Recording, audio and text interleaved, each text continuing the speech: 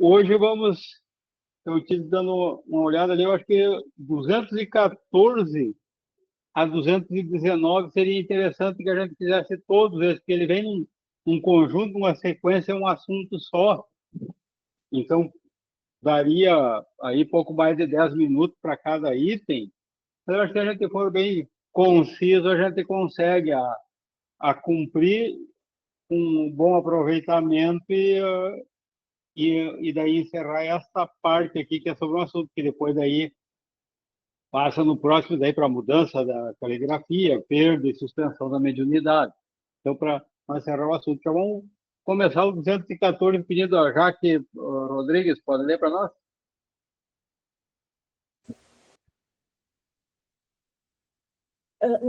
Uma dúvida, nós chegamos a ler o 213 na aula anterior? Eu marquei Sim. errado, eu acho. Vamos ver. Sim. Lemos? Aham. Lembro. Então, capítulo 17, item 214. Tudo o que acabamos de dizer se aplica à escrita mecânica. É a que todos os médiuns procuram, com razão, conseguir. Porém, raríssimo é o mecanismo puro.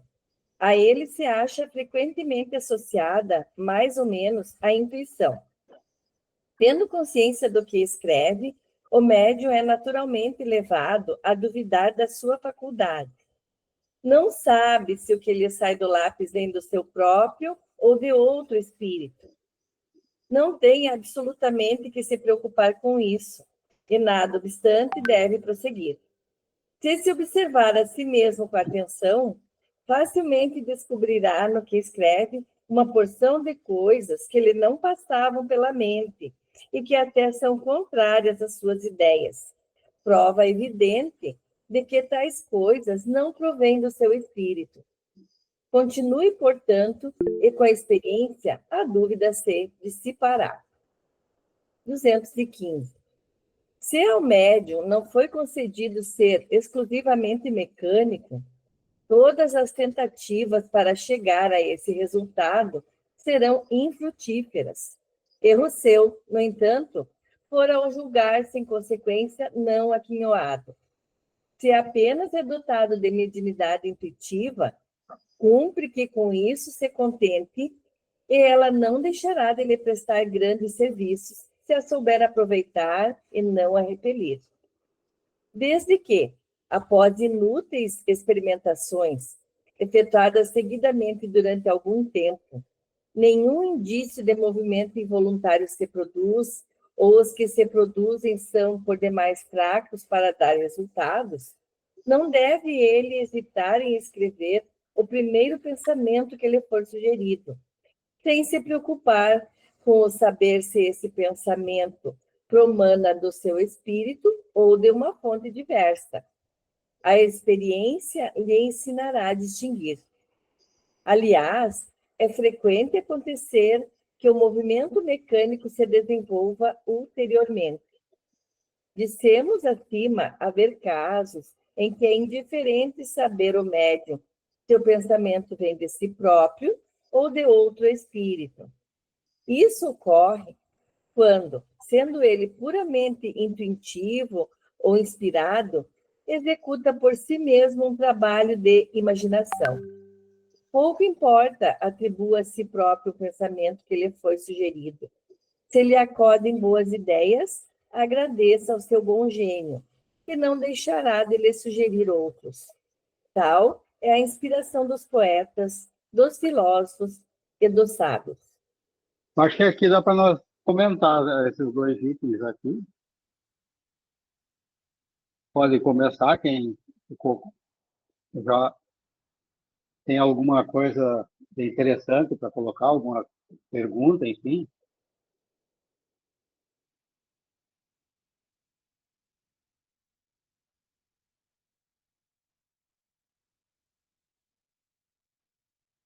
Ele começa dizendo que antes, até os itens anteriores, então da outra aula, do outro estudo, nós tínhamos visto sobre os médios puramente mecânicos. Aqui, então, agora nós já estamos entrando daí numa questão diversa. Aqueles que não têm essa faculdade puramente mecânica, porque diz que é muito raro o mecanismo puro, né? Então, daí nós estamos adentrando aqui no estudo daí dos semimecânicos e intuitivos. Aí já temos essas questões agora para nós nos interarmos. Lucas, microfone.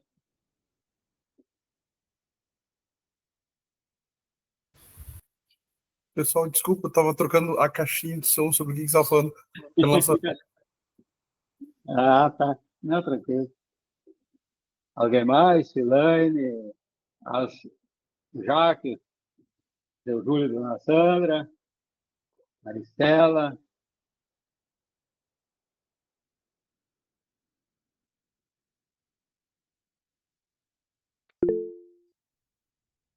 Fala, Maristela.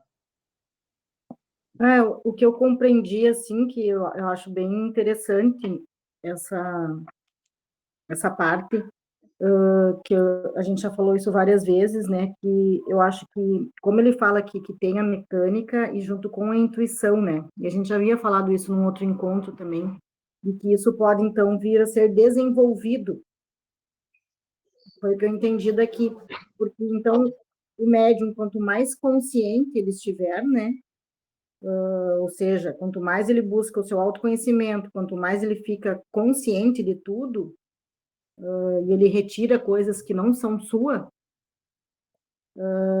ele tem a capacidade de começar a desenvolver também a mecânica.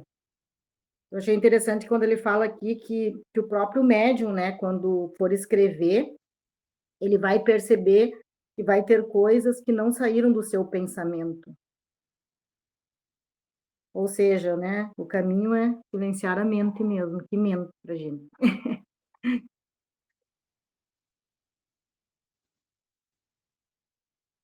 O problema de quem está iniciando geralmente é isso. Ele reprime muito com medo de que seja dele. E o que é um engano que ele só vai saber é depois que ele fizer.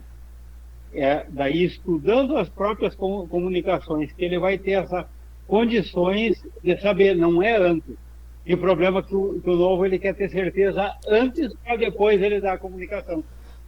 E daí, então, e daí isso aí normalmente o quê?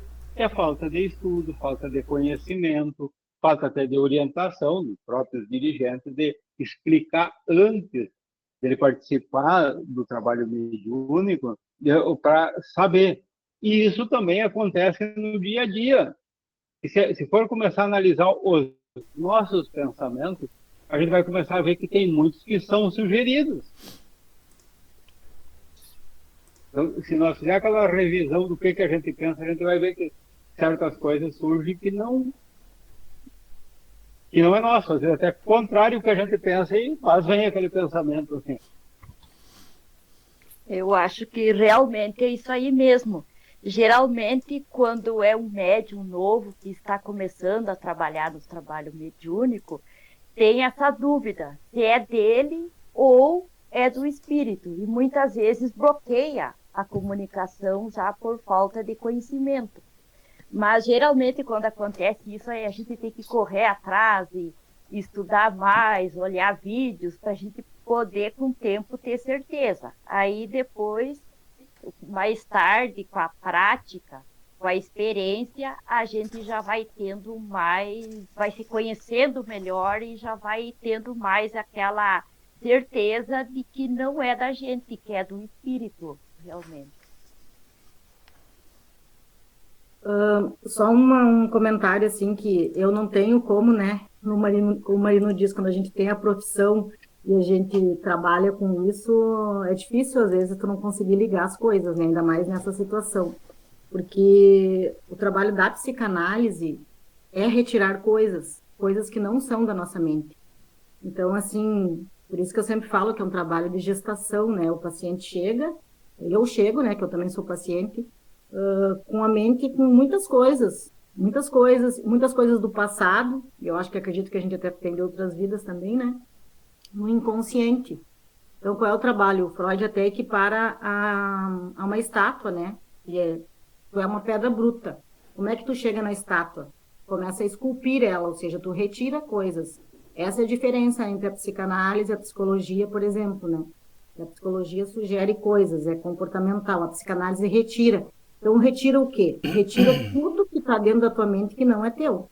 Então, tu vai retirando, retirando, e para isso tu precisa entrar na dor, entrar na emoção, entrar no teu histórico emocional, e tu vai retirando. E daí é incrível como, depois de um tempo no processo, né, fazendo isso semanalmente, claro, a nossa mente, né, vai ficando cada vez mais limpa, mais fluida. E daí tu começa já a conseguir separar aqueles pensamentos que não são teus, porque a gente pega pensamentos de quem está com a gente, né? Imagina de desencarnado, então o trabalho é esse, é tu ir fortalecendo a tua mente. Primeiro, retirar tudo. Retira tudo. Eu sempre digo para eles, vamos limpando. Retira, retira, retira, retira, retira. O tempo é de cada um. Tem pessoas que é mais rápido, tem pessoas que demora mais. Depende do teu histórico, depende do quanto de lixo tu foi colocando na mente, tu tem que limpar. Limpa, limpa, limpa, limpa, limpa. Quando a pessoa começa a ficar mais consciente, ela já limpou tudo, bom, quando tu fala em algo que foi traumático, ou numa dor, ou algo, e tu não sente mais nada, e tu não é mais sugerido por nenhum outro pensamento. Então, tu começou a ficar com a mente consciente, tu ficou com a mente limpa. Nesse momento, é unânime, assim, todas as pessoas, né, a minha experiência, começa o quê? A vir toda a criatividade da pessoa, todas as suas habilidades, ela consegue colocar em prática na vida dela, ela começa a organizar a vida, os pensamentos, e começa a vir tudo que é bom. É incrível daí o poder de criação que o nosso cérebro, nossa mente, o ser humano tem, né? Então, só um comentário sobre isso, porque não tem como não ligar, sabe? Quando a gente estuda assim, eu me vejo essas coisas, né? Alguém mais tem algo a falar? Eu tenho uma pergunta, assim, pelo que eu já escutei, acho que aqui mesmo no grupo, não existe uma comunicação puramente, vamos dizer assim, do espírito, né? Pelo que eu entendi, sempre tem não é 100%. Eu queria só perguntar isso, porque agora, com a leitura que eu tenho em dúvida, eu tinha entendido isso, que não existe uma comunicação 100%. Às vezes do que eu ouvi, e aqui no grupo também, é uma dúvida que eu fiquei. A palavra nunca é uma coisa muito, muito difícil de ser afirmada. E aqui ele nos começa dizendo que o médium, o puramente mecânico, o mecanismo puro, é um fenômeno raro. Então, que seria o puramente mecânico, seria o que não teria essa interferência, digamos, no conteúdo do médium. No conteúdo não teria. Porque ele seria como aquele que o espírito como se pegasse na mão dele e ele não tem consciência o médium em si do que está saindo escrito. Então, agora, daí é por isso que não podemos dizer nunca, mas raríssimo. É muito raro a que chega nesse ponto de poder dizer que ele é puramente mecânico. Porque tem muitos que, por mínima que seja, ainda tem uma resistência do médium. Então, daí é um médium com um poder muito, uma condição muito da mediunidade muito desenvolvida e que ele realmente não dá não cria nenhum tipo de barreira para o espírito e não interfere, muito menos no conteúdo. Né?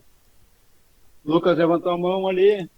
Lucas, aqui o grupo já está familiar, aqui agora não grita, não grita negócio de levantar a mão, a chinesa não precisa mais. Eu não queria interromper, mas eu sou muito ansioso e eu queria falar, eu não vou clicar ali que é mais fácil. Uma das coisas que é bem interessante que me chamou a atenção na 215 ali é da situação que muitas vezes as pessoas gostariam ou querem exercer a mediunidade mecânica, se esforçam por isso, mas não têm uma predisposição. Então, em algum momento, elas não vão atingir esse objetivo. Mas nada impede que automaticamente elas já tenham alguma predisposição da mediunidade intuitiva. E aí ela tem que saber discernir. Daí ele fala que a experiência vai permitir que ele vai discernir né, o que é dele, o que é do espírito, e sempre ter assistências, se pretendido fazer com devoção e com carinho e com amor. Mas aí logo ele termina nesse mesmo parágrafo ali, no parágrafo antepenúltimo, que nada impede que no futuro ele venha despontar a ter a mediunidade mecânica. Né? Ele até fala ali de um termo meio estranho, até eu fui procurar na internet, o que era ulteriormente, né? Que quer dizer, posterior, né? Pois. Então ele vai tentar desenvolver mecânica, não tem ainda predisposição para isso, ainda não tem a bagagem e a capacidade prática para isso. Mas não quer dizer que o esforço de fazer a mediunidade intuitiva, no passar dos tempos, ele venha desenvolver também a mecânica. Uma coisa não exclui a outra. Aqui no item 214, logo no começo, na segunda frase, é a que todos os médios procuram com razão conseguir, ou seja, a psicografia mecânica. Por que ele colocou assim, com razão? É a que todos procuram com razão conseguir. Porque se for totalmente mecânica, não deixa dúvida que se trata de um espírito. Quando é sugerida, o próprio médium pode ficar em dúvida. Eu sou um desses que, se eu for escrever, só se for mecânica. Se eu escrever, eu vou pensar que é meu. Mas daí nós vamos lá no livro dos Espíritos, nas questões 459 e 460. Lembram? 459. Influem os espíritos em nossos pensamentos e em nossos atos? Muito mais do que imaginais, pois com frequência são eles que vos dirigem. E daí prossegue. Na questão 460, Kardec não se contenta com a resposta. E diz assim, de par com os pensamentos que nos são próprios, outros haverá que nos sejam sugeridos? Ou seja, ele ficou, na verdade eu não acredito que ele tivesse essa dúvida, mas é a dúvida que todo mundo tem, né? Será que o pensamento é meu ou é sugerido? E daí o Espírito responde, vossa alma é um espírito que pensa. Não ignorais que muitos pensamentos vos acordem a um tempo sobre o mesmo assunto, e não raro contrários uns dos outros. Pois bem, do conjunto deles estão sempre de mistura os vossos com os nossos dos espíritos que estavam falando, né? Daí a incerteza em que vos vedes, é que tende em vós duas ideias a se combaterem. A pessoa pensa uma coisa e aí tem uma vozinha lá que diz outra, dizendo, não, mas é melhor não fazer isso, melhor fazer aquilo. E a pessoa pensa que está conversando consigo mesmo. Esse tipo de coisa que acontece nas inspirações que nós recebemos. E uma outra coisa que chamou a atenção, acho que eu já falei nisso num outro encontro, porque sempre tem as oportunidades a respeito, na questão 515, logo ao final, né? Diz assim, tal é a inspiração dos poetas, dos filósofos e dos sábios. E nós temos um caso patente, até revelado pelo próprio compositor, que é o Almir Sater. Lembram? Eu até vou compartilhar com vocês aqui. Eu ia compartilhar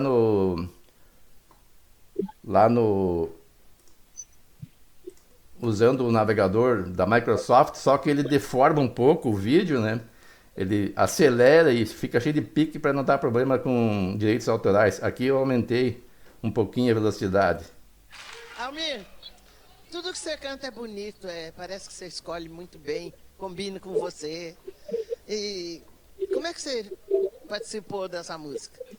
No que você se inspirou? Essa música, na verdade, eu acho que foi um grande presente que tanto eu como o Renato Teixeira recebemos. Eu fui jantar na casa do Renato Teixeira, sem nenhum instrumento, sem nada. Tinha um violão do filho dele olhando pra gente ali, acho que até faltando uma corda. Menino, ele era uma criança ainda, o Chico. Aí peguei o violão, comecei a dedilhar, e veio uma melodia muito rápida. O Renato, daquela forma que eu te falei, meio que estatelou o olho, saiu escrevendo uma coisa muito rápida. E naquele intervalo que a esposa dele falava, vem jantar, tá na mesa, tá na mesa. Aí já vamos, fizemos aquela música e fomos jantar.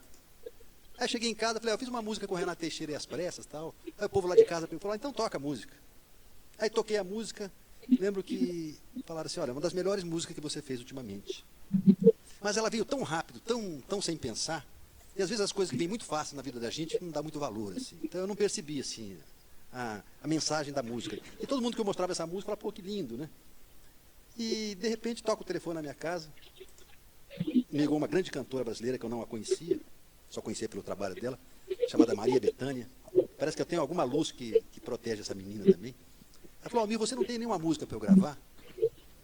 Olha, Bethânia, puxa, eu fico até assim, mas não tenho, eu mal dou conta do meu gasto, assim, das músicas que eu faço, né? Até acabei de fazer uma música, mas o Renato Teixeira vai gravar essa música. Falou, então, canta no telefone para mim essa música. Aí cantei no telefone e ela falou assim, essa música é minha. Então, são um monte de coincidências, assim, que eu acho que essa música veio como presente para a gente poder cantar essa mensagem tão bonita, tão otimista, né? Acho que não tem talento para fazer uma música em 1 minuto, 2 minutos, assim, letra e música pronta. Acho que essa aí foi psicografada mesmo. Então ele mesmo confessa, né, que ele acredita que foi psicografada.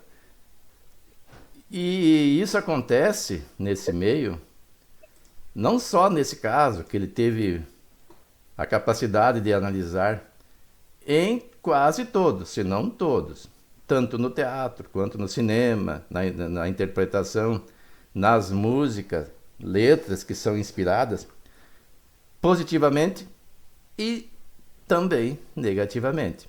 A gente vê certos tipos de música que, analisando, digo, de onde tiraram a inspiração de fazer o clipe, que hoje fazem o clipe junto com a música, além da letra. E aí, analisando o conteúdo e as imagens, aqueles que temos um conhecimento do plano espiritual, através dos estudos, podemos chegar a uma conclusão de onde eles se inspiram. Então, tem aqueles que têm boa sintonia, pela sua índole, e tem aqueles que, infelizmente, não têm tão boa sintonia assim.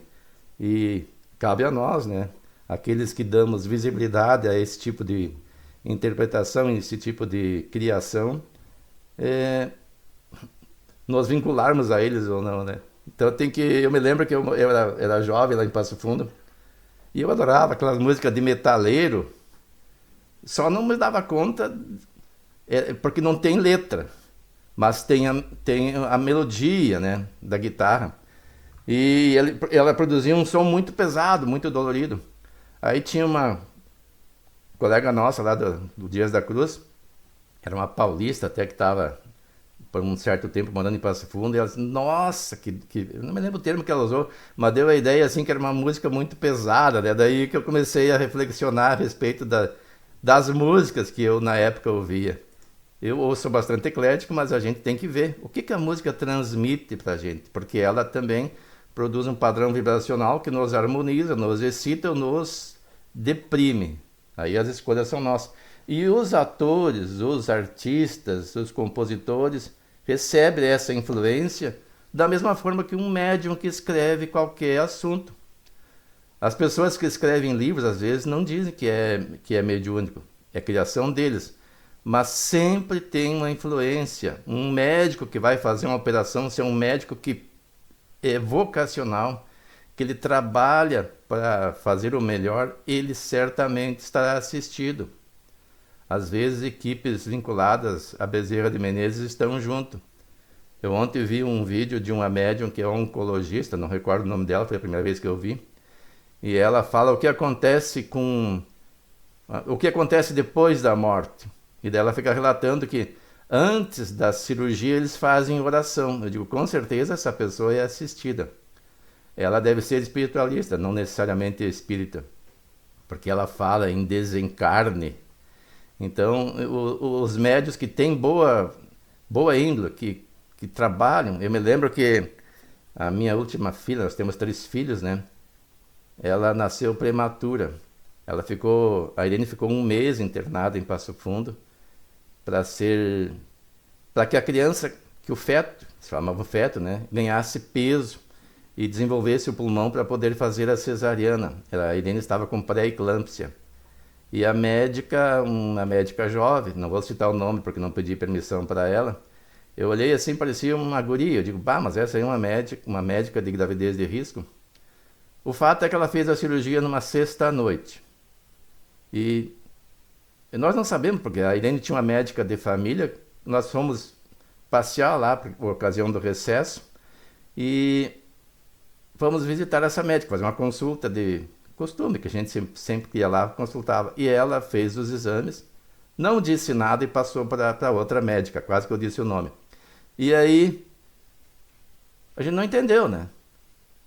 Mas o fato foi que ela fez uma cirurgia na sexta à noite. Passado um tempo depois, nós voltamos a visitá-la. A Irene ficou, como eu disse, 30 dias internada e a nossa filha menor, Amanda, ficou mais um tempo na UTI neonatal, até conseguir respirar por conta e se alimentar por conta. E aí nós fomos visitá-la, né? E daí ela falou que era uma sexta à noite, e no corredor ela encontrou um colega médico dela, disse, mas fulana, por que você vai fazer uma cirurgia agora, sexta-feira de noite? Aquela história, né? Sextou, todo mundo quer sair para se divertir, relaxar. Por que não deixa para segunda, diz ele? Ela, não, eu posso perder a paciente e o bebê. E ela disse que quando ela abriu para a cirurgia, já tinha um coágulo, segundo ela, assim, bem grande, já estava descolando a placenta. Se ela ouvisse o seu colega médico, fatalmente morreria a Irene e a Amanda também antes de nascer, né? Daí eu pensei, mas você é bastante inspirada, né? É uma médica assistida. E mais tarde também conversamos com a médica da família e ela daí nos confessou que ela fez o exame da Irene e pensou, eu não quero ver morrer em minhas mãos uma pessoa tão ligada a ela, que era médica da família, né? Por isso passou para... Agora disse o nome dela, que vou ter que apagar depois na gravação, porque ela não tem autorização dela para dizer, não sei se ela toparia ou não. Mas o fato é que tanto uma quanto outra foram bem inspiradas, e isso acontece em todas as áreas. A mediunidade não é uma exclusividade do espiritismo. O espiritismo só estuda o fenômeno. Ela está em todas as áreas da vida social, principalmente nas áreas ligadas às religiões, mas em todas as áreas. Um cientista que faz uma pesquisa diz, por acaso eu descobri tal resultado. É a inspiração, é a assistência, é a presença, é como diz aquela questão, me esqueci o nome da questão do Livro dos Espíritos, que fala sobre a influência dos espíritos, a 459 e a 460. Basta que a gente reflexione e vai ver que isso é fato. Olá, Jaque. Tá bom. O Portalete, vamos ser breve, senão nós não vamos conseguir terminar o nosso propósito. Não, tinha só uma questão importante que o Wilson falou, e que está aqui nas entrelinhas, né? Que diz que o médium ele tem que observar a si mesmo com atenção. Eu entendo nesse ponto, basicamente, nós temos humildade de fazer aquela análise interior, de se conhecer a si mesmo, de se observar com atenção. E aí, né, Wilson, tu eliminar o ego. Nós falávamos quinta-feira na questão da subjugação, da fascinação. Você poder ter essa noção de onde você está, como você está. Humildade acima de tudo. Em todos os aspectos, como o Wilson falou, seja na profissão, nas artes, principalmente. E aí, eu faço um adendo a essa questão das artes. Por que nós, que acompanhamos o mundo artístico, vemos tantas estrelas poentes, surge com uma canção, uma música, enfim, e faz o maior sucesso. E depois desaparece do cenário. Desaparece. Não é apenas a questão da música em si. Muitas vezes é o agir em torno daquela obra que lhe foi alcançada intuitivamente. Aproveita que está com a palavra, Portalete. Vamos continuar a leitura, então. 216 ao 218.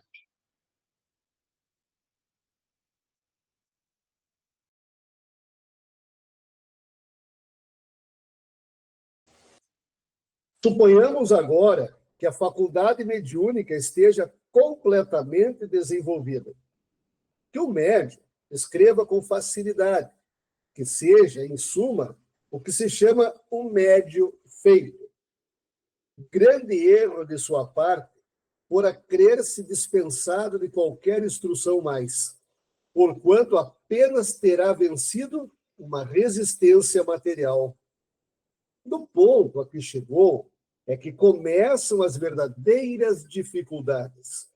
É que ele, mais do que nunca, precisa dos conselhos da prudência e da experiência, se não quiser cair nas 1000 armadilhas que lhe vão ser preparadas. Se pretender muito cedo voar com suas próprias asas, não tardará em ser vítima de espíritos mentirosos, que não se descuidarão de lhe explorar a presunção. Uma vez desenvolvida a faculdade, é essencial que o médium não abuse dela. O contentamento que daí advém, alguns principiantes, lhes provoca um entusiasmo que muito importa moderar. Deve lembrar-se de que ela lhes foi dada para o bem, e não para a satisfação de vã curiosidade. Convém, portanto, que só se utilizem dela nas ocasiões oportunas e não a todo momento. Não lhes estando os espíritos ao dispor a toda hora, correm o risco de serem enganados por mistificadores. Bom é que, para evitarem esse mal, adotem o sistema de só trabalhar em dias e horas determinados, porque assim se entregarão ao trabalho em condições de maior recolhimento e os espíritos que os queiram auxiliar, estando prevenidos, se disporão melhor a prestar esse auxílio. Se, apesar de todas as tentativas, a mediunidade não se revelar de modo algum, deverá o aspirante renunciar a ser médium, como renuncia ao canto quem reconhece não ter voz. Do mesmo modo que aquele que ignora uma língua se vale de um tradutor, o recurso para o dito aspirante será servir-se de outro médium. Mas, se não puder, a falta de médiuns, recorrer a nenhum, nem por isso deverá considerar-se privado da assistência dos espíritos. Para estes, a mediunidade constitui um meio de se exprimirem, porém, não um meio exclusivo de serem atraídos. Os que nos consagram afeição se acham ao nosso lado, sejamos ou não médios. Um pai não abandona um filho porque, surdo e cego, não o pode ouvir nem ver. Cerca-o, ao contrário, de toda solicitude. O mesmo fazem conosco os bons espíritos. Se não podem transmitir-nos materialmente seus pensamentos, auxiliam-nos por meio da inspiração. E aí, então, tem mais um desfecho aí também, encerrar a parte básica aqui sobre o assunto, e nós vemos aqui como as coisas acontecem.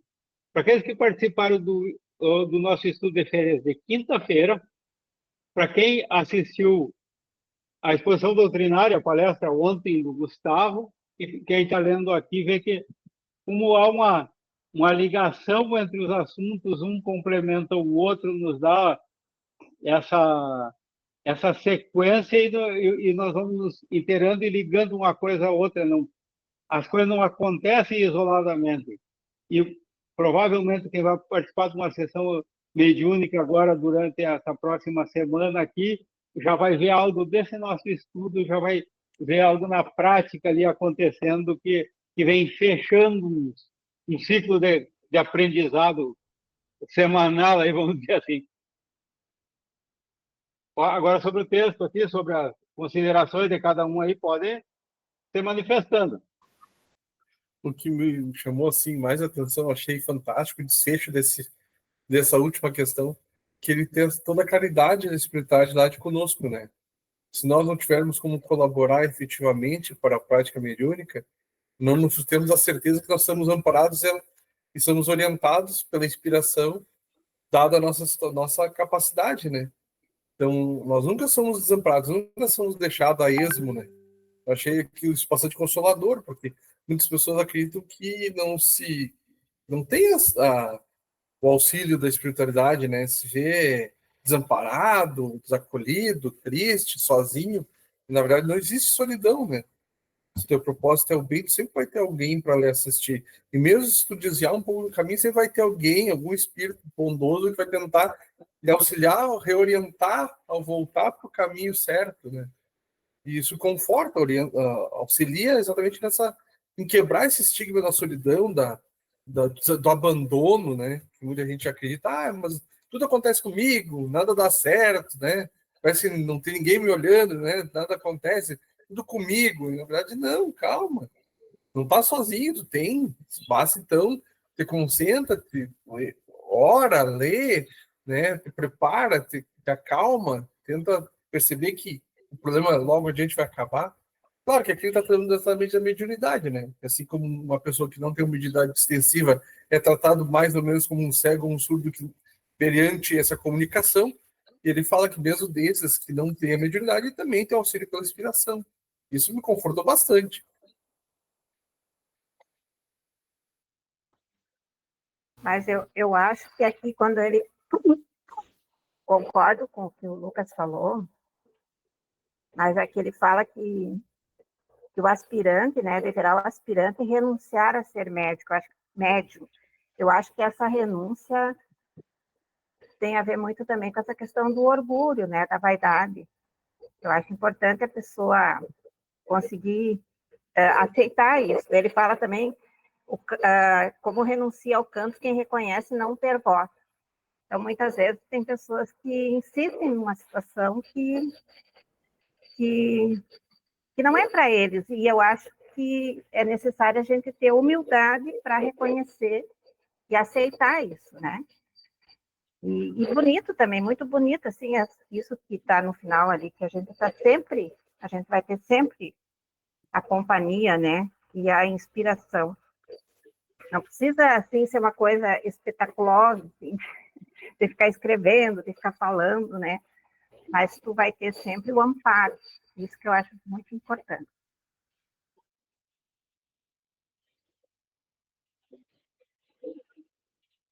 Já que agora com a tua fala, né, eu lembrei de algo que tipo, a gente é obrigado a trabalhar muito isso, na minha área, pelo menos, em relação a isso do eu sou, né, porque todos nós somos centelhas divinas, a gente sabe disso, mas não é muito fácil a tarefa de a gente assumir e ter essa consciência absoluta, né, de que somos parte de um todo e parte de uma consciência suprema. Então, quando a gente entende isso e assume o eu sou, o eu estou é secundário, né? Então, assim, eu, Maristela, eu estou advogada, eu estou psicanalista, eu estou com uma mediunidade mais ostensiva, né? Um exemplo, mas na verdade eu não sou nada disso. Eu acho que essa é a grande questão. Eu sempre me pergunto, assim, quando um teste, né? Para gente, um exemplo meu, assim, compartilhando com vocês. Bom, e se hoje me tirassem se eu não pudesse mais ser psicanalista hoje, que eu amo fazer, se eu não pudesse mais ser advogada, se eu não pudesse mais auxiliar em lugar nenhum, se eu não pudesse mais nada disso, quem eu seria? Eu seria eu mesma. Então, assim, eu continuaria igual, né? Com a minha firmeza, com a minha coragem, com o meu amor incondicional, compartilhando com o mundo.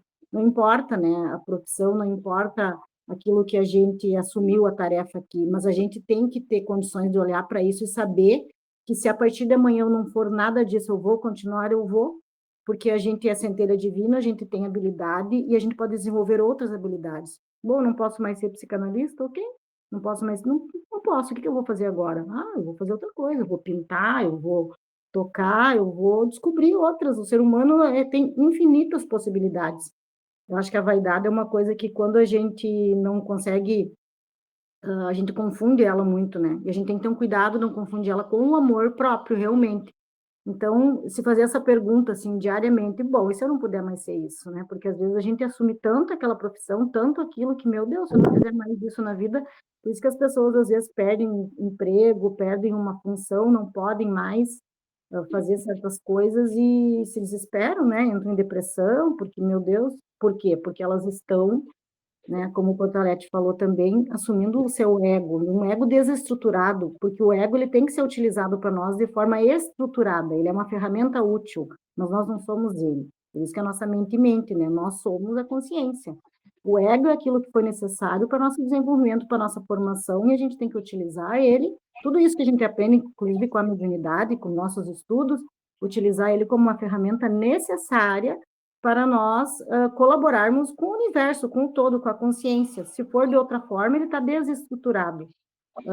Então, assim, ó, é nós assumirmos as rédeas disso, né, e conseguir direcionar a nossa mente, o nosso ego, de uma forma útil. Sempre que for um pensamento que for utilizado de uma forma útil, a gente está no caminho certo. Senão, a gente não está no caminho certo e a gente vai adoecer, isso é certo. Então, lembrar todos os dias de quem a gente é de verdade, né, que a gente é um espírito habitando esse corpo, eu acho que é uma coisa, assim, mais necessária mesmo. Era esse meu comentário. Olá, pessoal, vamos continuar, vamos ver, vamos colocar aqui 216 a 218 aí, quem tem aí alguma observação sobre o nosso estudo.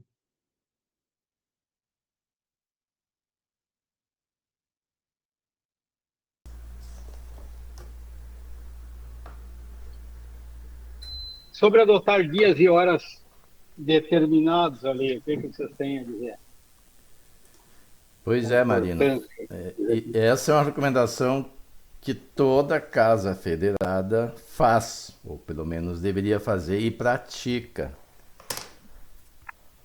Porque o próprio texto diz... Vou te interromper um pouquinho, porque tu vai te incluir na tua assim, ó. Tá, a Casa Federal da Paz. E nós espíritas também fazemos, ou ainda tem um grande número que usa isso no seu dia a dia, de usar mais ostensiva essa mediunidade em casa, aqui ou ali, sei lá, hora que vai fazer um evangelho do lar, hora que vai não sei o quê, e acaba transmitindo comunicações?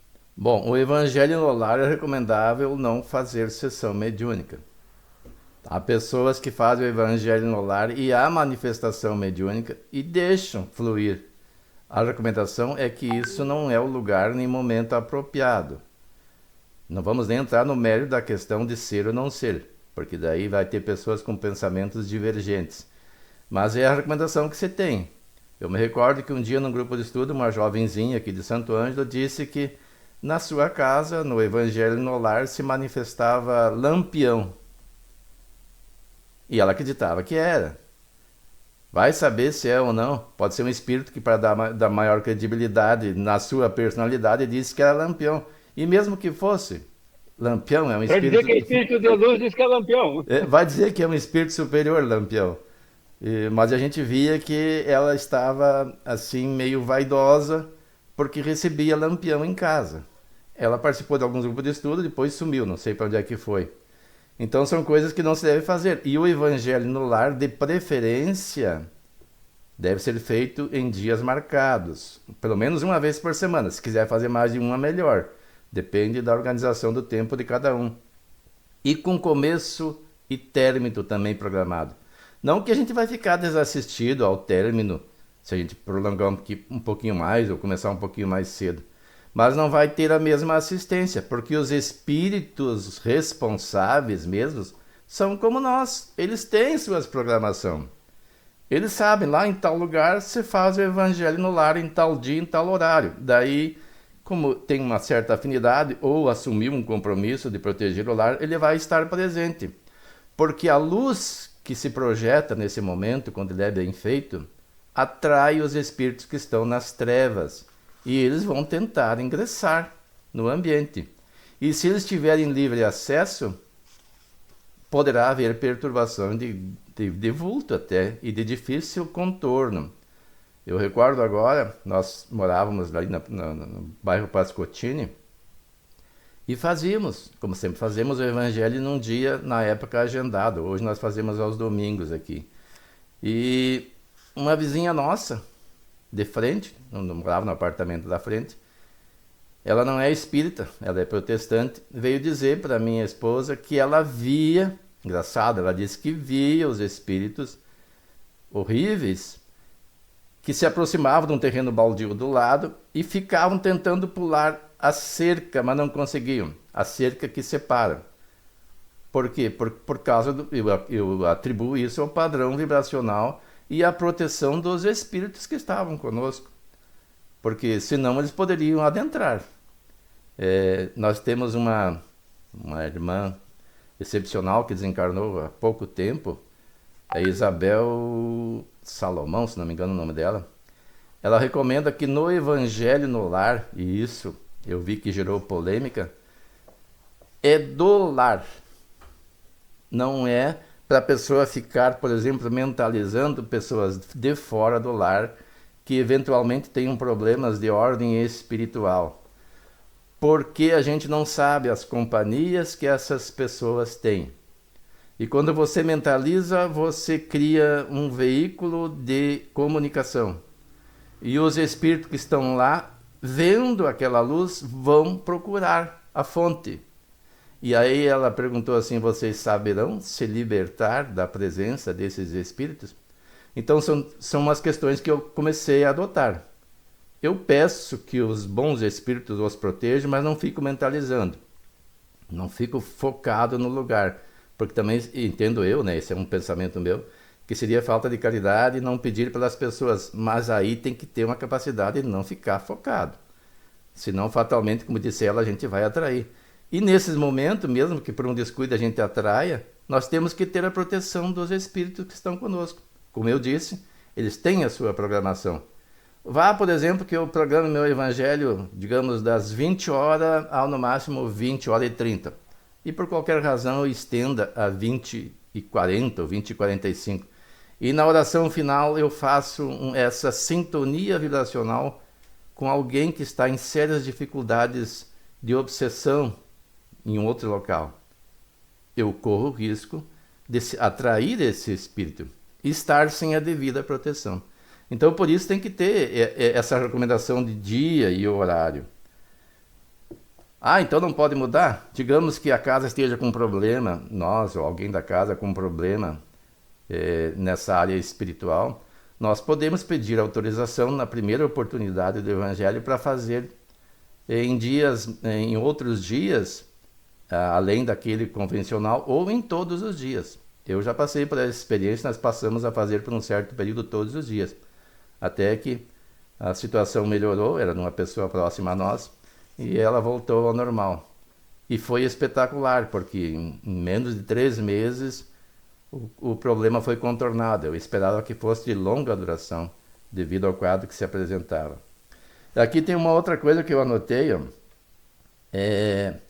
Kardec diz assim, suponhamos que agora a faculdade mediúnica esteja completamente desenvolvida, que o médium escreva com facilidade, que seja em suma o que se chama de médium feito. E daí ele prossegue, grande erro de sua parte fora crer-se dispensado de qualquer instrução mais. E mais adiante ele diz, do ponto que chegou é que começam as verdadeiras dificuldades. É que ele mais do que nunca precisa de conselhos, da prudência e da experiência, se não quiser cair nas 1000 armadilhas que lhe serão preparadas. Ele está afirmando que a pessoa vai ser submetida a armadilhas. Nós devemos estar em permanente estudo e reflexão. Por um descuido, nós podemos resvalar, não manter o padrão vibracional elevado, por algum atavismo de alguma coisa que ainda não nos libertamos. Porque nós estamos sendo provados, nós não somos espíritos superiores ainda. Estamos aqui para sermos provados. Temos que passar por estas provas e algumas expiações também. Mas na questão das provas, nós nos depararemos com essas armadilhas. E são permitidas. Deus não vai impedir, nós temos o livre-arbítrio, nós caímos se quisermos ou não. E aí, em uma forma de cair facilmente nessas armadilhas é a vaidade, o orgulho. A gente tem que ter um cuidado muito grande nessa questão. As piores coisas que tem em nós são a vaidade e o orgulho. Mas aqui, na última questão que nós estudamos, no último item, né? Os Espíritos nos dizem: os que nos consagram a afeição se acham ao nosso lado, sejamos ou não médiuns. O que está dizendo aqui? Nós atraímos a companhia que desejarmos. O Gustavo fez uma palestra ontem, né, Gustavo? Diz assim: diz-me com quem anda, direi quem és. Na verdade, no pensamento espírita é o contrário. Diz-me quem és, que te direi com quem andas. Porque nós é que involuntariamente ou voluntariamente atraímos para nós o tipo de companhia. Serão espíritos bons que nos protegem?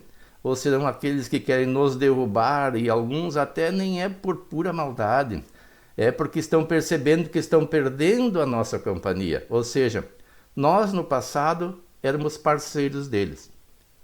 E aí, devido a um esforço de mudança interior, estamos adotando novos hábitos, novos costumes, satisfação em coisas mais saudáveis, e deixamos de compartilhar com eles experiências transatas. E eles não querem, ninguém quer perder a companhia. Tanto as pessoas do bem quanto as pessoas não muito boas, ninguém quer perder. O seu grupo começa a diminuir e nós, nesse intercâmbio de convívio, nós trocamos energia. E eles se sentem enfraquecidos quando perdem os companheiros. E nós éramos companheiros deles. Então eles vão tentar nos trazer de volta. E isso pode se tornar um processo obsessivo. E como é que a gente pode fazer para não cair nessa armadilha? É fazer a reflexão que o Gustavo também falou ontem, do Santo Agostinho, né? Todos os dias, o que fizemos no dia? É só ler lá no Livro dos Espíritos que tem toda a orientação. Se fizemos alguma coisa que possa nos prejudicar a consciência, se fizemos alguma coisa contra Deus, até eu comentei com o Gustavo, o que é contra Deus? Não tem nada que tu possa fazer que é contra Deus. É que ali é um simbolismo. Tudo que eu fizer contra a natureza, contra as coisas que Deus criou, é que poderia ser simbolizado nessas palavras, porque não tem como fazer nada. Deus não vai se ofender com o que quer que eu faça. Até disse para a Irene: eu posso até, se fosse possível, destruir o planeta, o sistema solar. Isso não vai afetar Deus. Mas eu afetarei a sua criação.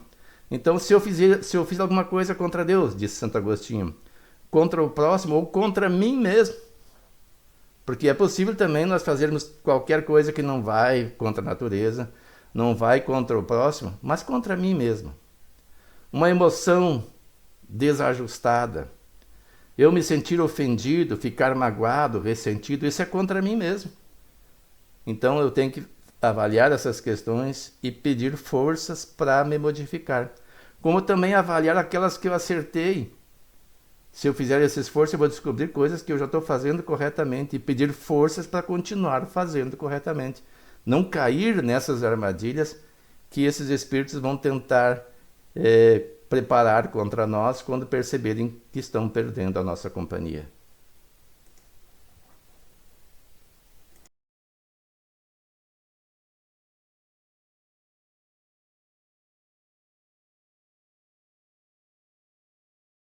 Abre o microfone. Agora vai melhorar. Ainda temos 1 minuto aí, quem quiser aproveitar o tempo. Eu coloquei ali no grupo ali umas sugestões até de leitura complementar para o nosso estudo aqui, que é no livro dos Domínios da Mediunidade e no livro Mecanismos da Mediunidade, que são 2 complementos muito importantes para estudo dos médiuns. Também aproveito para convidar para quinta-feira também na próxima terá uma continuidade, tem assunto que nós estudamos hoje, que vai estar lá, o Portalete vai apresentar para nós ali, vai ser o facilitador do estudo, então, quem puder e quiser se inteirar mais ali, compartilhar conosco, nós esperamos lá. E ali eu coloquei ali os capítulos que tem a ver com o nosso estudo de hoje, ali, que pode ser útil para complementar o estudo. Tem mais um livro, Seu Marino, que eu comecei a ler, eu peguei quinta lá, que é do Raul Teixeira, Desafios da Mediunidade. Esse também é muito bom. Muito bom, isso com certeza. É que são Explica tantos livros bons que a gente ainda tem que ir devagar. Para começar a estudar o livro dos médiuns, já a gente, depois Sim, que a gente se habituar, a gente tem que começar nos outros. Tem um livro que é a Introdução ao Livro dos Médiuns, né? Que é um livro introdutório para introduzir o conteúdo que vai ser estudado no Livro dos Médiuns. Geralmente o pessoal começa assim. O que eu tenho para dizer que nas quintas-feiras eu aprendi bastante sobre mediunidade também. É bem interessante. Está muito bom os estudos de quinta. Bom, então, assim, nós estamos no nosso horário. O Wilson falou ali, ó, e eu tive uma orientação de pessoas quando comecei no espiritismo. O Lucas até conhece, da Sociedade Espírita Jesus lá, pessoas muito dedicadas, muito estudiosas. A orientação que a gente tinha dessas pessoas, e hoje não sei como é que é na casa lá, mas assim, de procurar deixar para nós fazermos irradiação no final dos encontros. E daí até coloco para vocês se não seria bom usar. Porque assim, ó, que normalmente quando a gente está no início do trabalho, a gente chega e a gente precisa nos harmonizar conosco mesmo e com o grupo. Que a gente vem cada um dos seus afazeres, e está muito ligado ainda a essas coisas. Então a gente se harmoniza com isso aí, com o estudo entre nós e tudo. Tem aquela irradiação lá para as pessoas que estão doentes, para aqueles outros familiares, para desencarnar, não sei o quê, que é de preferência fazer ao final do trabalho, quando então já tem essa harmonização e até harmonização com os espíritos superiores que vêm nos prestar esse amparo nesse momento. Então, acho que daí nós procurar direcionar assim, e nós nunca tinha falado sobre esse assunto, mas daí eu tive essa lembrança hoje dessa orientação que me parece racional, pelo menos a mim. Então, mas fica à vontade de cada um aí, que as pessoas analisem o assunto. Então, Marino, vamos pedir... só comentar sobre isso, né? Ouvindo a tua fala. Rapidinho, já passamos 1 minuto. Sim, eu só vou dizer isso, que eu gostei muito disso, porque isso dá uma lição para nós também, né? Não tem como a gente ajudar o outro se a gente não tem amor pela gente. Então, a gente precisa primeiro nos equilibrar, amar, respeitar a gente, para depois a gente enviar para o outro. Então, eu achei uma decisão muito sábia, assim, que bom. Agora vamos nos preparar para fazer esse encerramento da prece, já que Porto Alegre poderia fazer para nós a prece. Então, nós acompanhamos mentalmente a prece da Gá. Então, já harmonizados por todo o estudo desta hora, nós rogamos a Deus, rogamos ao Mestre Jesus, que nos acompanhe no decorrer desse domingo, que nos acompanhe também no decorrer de toda esta semana, para que possamos nos manter com o nosso pensamento elevado, que possamos colocar as nossas melhores intenções nos nossos atos, para que nossas ações se reflitam em bem-estar a todos aqueles que se aproximarem de nós. Rogamos a proteção também para os nossos colegas, nossos amigos e familiares, aqueles que sabemos que necessitam de um auxílio, para que possam manter sua fé e consigam se aproximar de Deus, se aproximar do conhecimento que Jesus nos deixou. Agradecidos por a possibilidade desse encontro, desse crescimento espiritual, nós pedimos a permissão para encerrar o estudo desta manhã de domingo. Que assim seja.